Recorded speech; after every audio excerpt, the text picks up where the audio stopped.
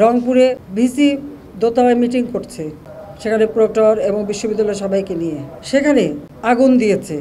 গাড়িটাই তো পুড়িয়েছে, বাড়ির ভিতরে আগুন দিয়েছে। পুলিশ যখন উদ্ধার করতে গেছে পুলিশের উপরে হামলা করেছে। হ্যাঁ, পুলিশের গুলিতে একজন মারা গেছে। যেই মারা যাক সে তো বাবা মার সন্তান।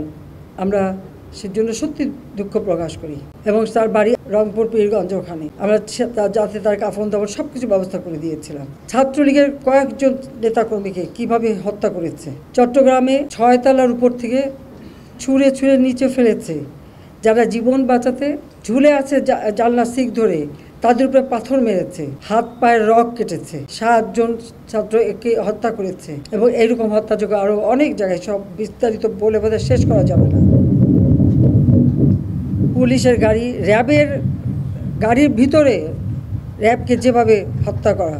গাজীপুরে আমাদের এক কর্মীকে শুধু মারেই নাই, হাসপাতালে চিকিৎসা করতে গেছে, সেখান থেকে বের করে নিয়ে এসে তাকে মেরে ঝুলিয়ে রেখে দিয়েছে পুলিশ। সেই উত্তরা ইসলামী হাসপাতাল চিকিৎসা করতে গেছে আহত পুলিশ, তাকে হাসপাতাল থেকে টেনে বের করে রাস্তায় ফেলে তাকে সেখানে কুপিয়ে কুপিয়ে হত্যা করে পুলিশকে মেরে ঝুলিয়ে রেখেছে। আমার মোটর কেডের যে পাইলট মোটর সাইকেল দিয়ে সব আসতো, সে ওই যাত্রাবাড়ির ওদিকেই থাক, ওখানে প্রত্যেক বাড়িতে বাড়িতে যেয়ে তারা খুঁজছে পুলিশের কেউ আছে কিনা, আওয়ামী লীগের কেউ আছে কিনা।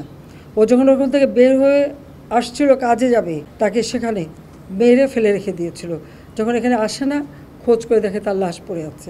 এইভাবে একদিকে হত্যাকাণ্ড, একদিকে জ্বালাও পোড়াও। 2013, 2014, 2015 এই জ্বালাও পোড়া হত্যাকাণ্ড আমরা দেখেছি। আবার শুরু করলো এই 2024 সালে, যখন দেশটা এই দীর্ঘ 15টা বছর রাত দিন পরিশ্রম করে প্রতিটি প্রতিষ্ঠান তৈরি করেছি। এই প্রতিষ্ঠানগুলি কারদের জন্য?